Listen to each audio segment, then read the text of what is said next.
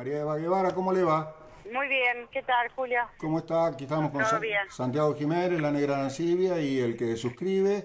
Bueno, María, buenas tardes a todos entonces. bien, Bueno. María Eva es corresponsal de la revista 23, pero no en la revista 23, por lo menos hasta que yo sepa, sino en una, Una web. sí, en una Sí, publicación de la universidad. Publicó un artículo que a mí me parece que es sumamente esclarecedor respecto de los terrenos que generosamente, digo yo entre comillas, el empresario Daniel Vila cedió después de la sanción de la Suprema Corte Sí, después de de que la Justicia. Suprema Corte dio Sí. la orden, Sí. dijo, bueno, ¿Cuál es la historia de estos cedemos. terrenos, María sí, Eva? así es, así es. Bueno, es una historia muy larga y la verdad que tiene muchísimas aristas. Yo creo que al menos en esa nota que mencionan están como, digamos, como todos los puntos que después habrá que retomar y profundizar, porque hay mucho realmente en esta historia de Dalvian contra la Universidad Nacional de Cuyo, ¿no? Ujú. Es como que recién ahora, bueno, ahora empezamos a descubrir algunas de esas cuestiones porque está el fallo de la Corte, ¿no? Ujú.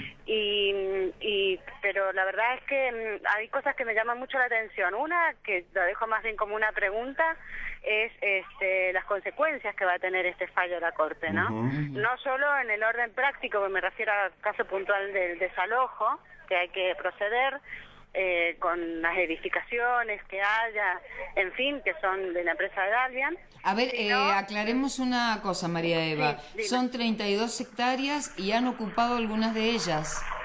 Sí, sí, sí. Lo que ocurre con este tema de las hectáreas es que hay un litigio por una cantidad de hectáreas muy inferior a todo lo que tiene que ver con el polígono de tiro de la universidad. Que ese fue ya, digamos, un primer mecanismo muy perverso que introduce la justicia federal, ¿no? Esto de dividir el polígono de tiro, que siempre ha sido una gran extensión de tierra que le cedió el ejército a la universidad. Sí. ¿No?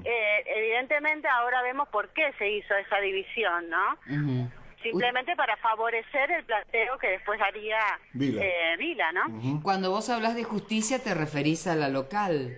Sí, sí, a la justicia federal local, exactamente. Recordemos que ha pasado todo, mientras el expediente estuvo en manos de la justicia federal local, siempre fue, digamos, a favor de la empresa Dalvian, ¿no? La única oportunidad que se produce un fallo a favor de la universidad es cuando actúa un organismo de justicia, digamos, fuera de la provincia, que es en este caso la Suprema Corte de la Nación. Bien. ¿Cuál es la historia? ¿Cómo nace esta historia? Bueno, esta historia nace por la pretensión de Alfredo Vila, cuando estaba construyendo Dalvian, empieza a usar una ripiera que está dentro del área del polígono de tiro, y pretende que la universidad le ceda una franja de terreno. Entonces, en ese momento, comienza la democracia, estaba como interventor de la universidad Isidoro Busquets, y entonces se presenta a Vila para pedirle esto, ¿no? Una cesión que le ceda una franja de terreno. Como eso no se produce, presenta una demanda, pues se llama usucapión, ¿no? La Sí. figura que yo ahí explico en la nota de qué Sí. se trata, que no podría haber prosperado jamás tratándose de un bien de uso público. Claro. Porque lo que tenemos que entender un poco es este concepto de uso público, porque dentro del Estado puede haber bienes de tipo público o bienes de tipo privado.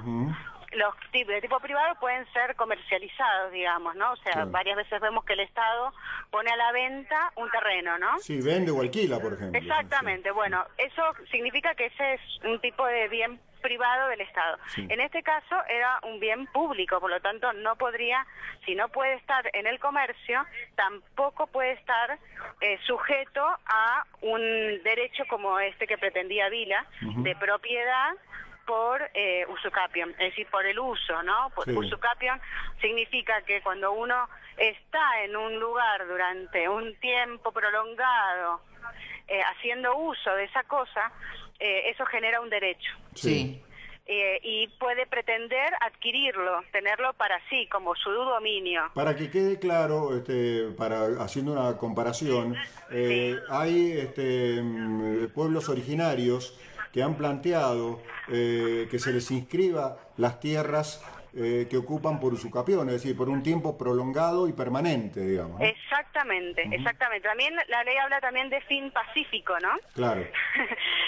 A mí me causaba mucha gracia hacer el paralelo, precisamente, horror, en realidad, de un pueblo originario o de un puestero, pongamos, por caso, ¿no? En Mendoza, que es tan particular, la gente que vive en el campo y no es titular de una propiedad. ¿Qué contraste con el caso de un empresario inmobiliario que construye, que se expande, que invoque esta figura? Eva. Sí. Buenas tardes. Este usucapión, Sí. ¿no depende también de realizarle mejoras al lugar ese donde se está? Que se pretende lograr. Sí, por supuesto. La ley dice uso continuado, ininterrumpido, pacífico y de mejora. Mejoras. ¿Y en este caso los usurpadores le hicieron mejoras? Bueno, en este caso hablamos de una ripiera, en realidad es una destrucción del terreno más que una mejora, ¿no? Una desmejora fue. Sí. Claro, en todo caso lo que le puede haber constituido una mejora es el hecho de una instalación eléctrica que es lo que primero invocó, ¿no? Para el efecto de la ripiera. Claro. Para el uso. Pero en definitiva es destrucción del terreno, ¿no? ¿Cuánto tiempo tiene qué antigüedad tiene este proceso judicial? Y estamos hablando, la demanda empezó en el 86. Busqué. Pasaron casi, Son 14, 26 años. Sí. Y como 6 rectores. Sí, claro. Exactamente. Hay que destacar una cosa, que es que la universidad, a pesar de que pasaron diferentes gestiones, siempre defendió un solo argumento. Claro. Y es calcado el argumento que da la Corte Suprema al darle la razón, ¿no? ¿Y quiénes eran los jueces federales que definían esta situación o que estuvieron definiendo durante tanto tiempo? Bueno, el primer juez federal que actuó fue Alfredo Manuel Rodríguez, que ya no está más en la justicia federal. Sí. Actuó en ese momento como un juez subrogante del juzgado federal número 2, tengo acá. Y después la Cámara que actuó estaba conformada por Julio Petra, tampoco está en este momento en la justicia federal porque también renunció, y Antonio Alberto Endeiza y Carlos Martín Pereira González. Son los camaristas que firmaron el fallo de segunda instancia. Todos a favor de Vila. Sí. Todos a favor de Dalvian, sí. Bueno, ¿y estos señores vivían en Dalvian por casualidad? Porque siempre pasa lo mismo. Y bueno, ahí está remarcado en la nota. El juez de primera instancia, Alfredo Manuel Rodríguez, es llamativo porque el mismo Diario 1, cuando publica los sociales, digamos, suele dar ahí ya un dato de la realidad, ¿no? Claro. Que los que están presentes en esas fiestas, sea el cumpleaños de Alfredo Vila o un acto social de cualquier clase de ahí de Dalvian, de los hijos, claro. Y bueno, da cuenta de ello en una de sus páginas, ¿no? De sociales. De sociales, exactamente. Y el caso de Julio Petra. Claro, el otro. claro. Por eso es que la rectora, cuando era rectora María Victoria Gómez Erice, a la universidad perder el fallo de segunda instancia, lo que hace es pedir jueces imparciales. Claro. Recusar, digamos. Pedir jueces en todo caso. Sí, no recusó, la universidad no recusó, pero sí lo dijo públicamente, claro. Y bueno, a raíz de esos dichos se le aplicó una multa, ¿no? Como una represalia. Sí, me acuerdo que en vez de amigos quería jueces. María Eva, vos hacés referencia al supermercado Bea. ¿Eso significa que este supermercado está dentro del área que tienen que devolver? Bueno, está dentro del área de la universidad, de lo que decimos que es el polígono de tiro. Sí. No hay dudas de eso, es decir, hay un plano, es lo que ha refrendado la Corte, pero no está dentro del área en litigio, porque el área en litigio era por una franja de terreno. Entonces está fuera del área de litigio, entonces en principio no está comprendido en la orden de desalojo. Supongamos que saldría una orden de desalojo inminente, ¿no? Sí. No está comprendido. Bien. ¿Y qué pasa con, Sí. con el tema del supermercado? Que está sobre una superposición de títulos. También Alfredo Vila, bueno, en este caso los sucesores de Alfredo Vila, Sí. Sí. y de Alfredo Dumit, también los sucesores. Hay títulos superpuestos. También parece que hay otras personas que también tienen títulos superpuestos en esa franja de terreno. ¿Esto significa que es de ellos tomaron el terreno o que Vila se los vendió?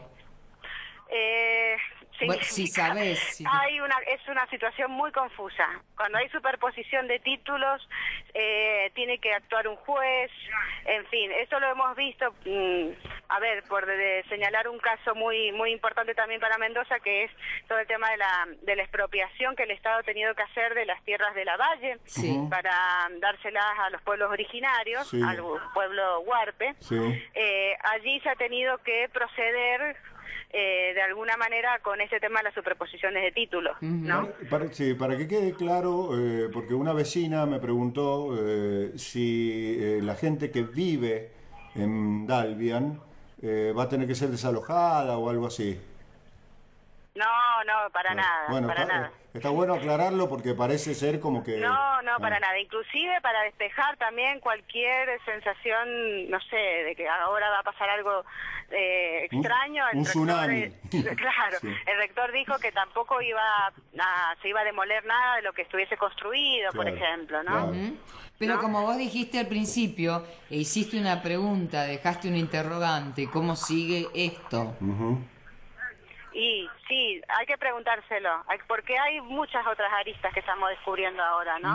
Una es cómo procedió el gobierno de la provincia con respecto a los planos que presentó Vila y que la universidad siempre consideró que fueron que tenían falsedades. Uno de los argumentos que yo le escuché a Daniel Vila, o que le leía a Daniel Vila, es que la Corte no había sabido leer los planos. Bueno, acá hay que mencionar el tema, ¿no? Porque el mismo Arturo Lafalla, cuando escribió su libro sobre su gestión, Sí. cuenta que cuando él estaba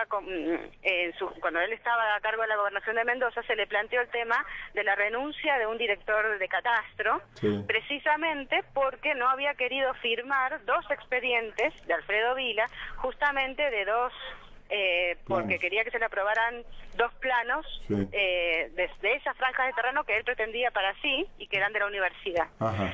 A raíz de ello, él renuncia, su director de catastro. Eso está contado en el libro que justamente editó la Universidad Nacional de Cuyo el año pasado. Sí. Claro. No, perdón, No, el hace 2 anteaño. años. El anteaño, sí.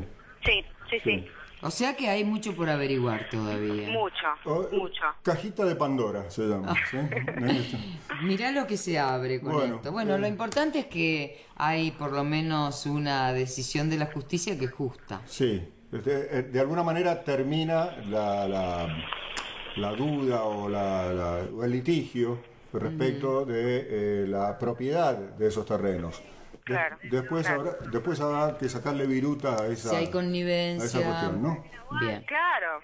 O por ejemplo, yo también otra pregunta que me hago, ¿cómo puede ser que, bueno, la otra cuestión, ¿no? De las autoridades de la capital y de la provincia que autorizaron la construcción del supermercado, Ujú. sabiendo que había una orden de no innovar de la justicia. Sí, además hubo una manifestación por esa construcción, Sí, recuerdo. hay denuncias penales, eso también hay que estar atentos a ver si la justicia provincial investiga. ¿Lo vas a ¿no? seguir el tema? Por ¿Cómo no supuesto lo va que hay a que hacer? seguirlo. Yo Entonces, creo que, entonces nosotros te vamos a seguir a vos. No, bueno, yo creo que hay mucha gente detrás de este tema.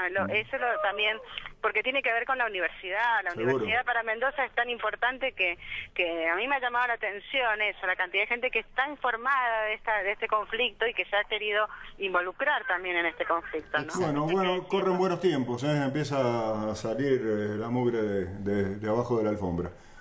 María Eva, gracias por el testimonio y por el trabajo. Bueno. Y por gracias a ustedes. atendernos, que Un estás gusto, tan un gusto complicada. hablar con Chao, ustedes. chao. Un gran abrazo. Igualmente, un beso. Nuestra colega María Eva Guevara, corresponsal de la revista 23 en Mendoza. Sí, y ahora trabajando en la universidad.